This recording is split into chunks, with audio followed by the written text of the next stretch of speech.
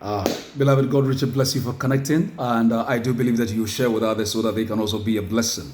There's a word in brief that I'm bringing to you from what the Lord gave to us today during a Zoom service or during our virtual service. I'm reading something from Matthew chapter 8, verse number 5 to verse number 10. Then I will jump to verse 13. Now, when Jesus had entered the Capernaum, a centurion came to him, pleading with him, saying, Lord, my servant is lying at home paralyzed, dreadfully tormented. And Jesus said to him, I will come and heal him. The centurion answered and said, Lord, I'm not worthy that you should come under my roof, but only speak a word, and my servant will be healed. For I also am a man under authority, having soldiers under me. And I say to this one, go, and he goes, and to another, come, and he comes. And to my servant, do this, and he does it.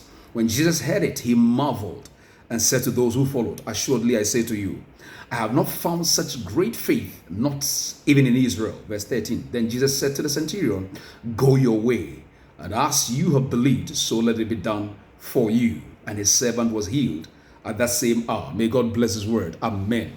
I want to speak to you in brief on the subject, what to do when things are falling apart. What to do when things are falling apart. The most important thing for anybody to do when his or her life is in shambles is to rely or depend on something that is unchangeable or that is constant. So, and that person is Jesus Christ. We can build our life based on something that is not subject to change, and that is Jesus. He's the same yesterday, today, and forever, as Hebrews tells you and I. So we must build our lives on, and First Corinthians tells us, chapter 10, verse number 4 says, He is the rock, and He is dependable. First thing to do when things are falling apart is that you go to Christ. The centurion knew that he has to go to Jesus because Jesus has the answers. Number two, he says, when he came to him, number two, when you come to Jesus, you present your problems to him, or how it is. He came pleading with him, saying, Lord. So he tried to describe his problem the way it was to him, the servant's problem. Number three, he admitted that he's not worthy to even come before him, which means he's a sinner or he's not worthy. You don't come to Jesus with pride. You come to Jesus in humility, knowing that you are saved by grace, and because of his grace that has brought you and I closer to God based on what Jesus did on the cross of Calvary. So you are not worthy, or come in humility. Number four, you come to him or you go to him in faith. He said, but only speak a word, believing that he knows that Jesus will bring the transformation. Number five, you must respect and obey authority. He says, I'm a man under authority. I say to this one, go, and he goes, come, and he comes.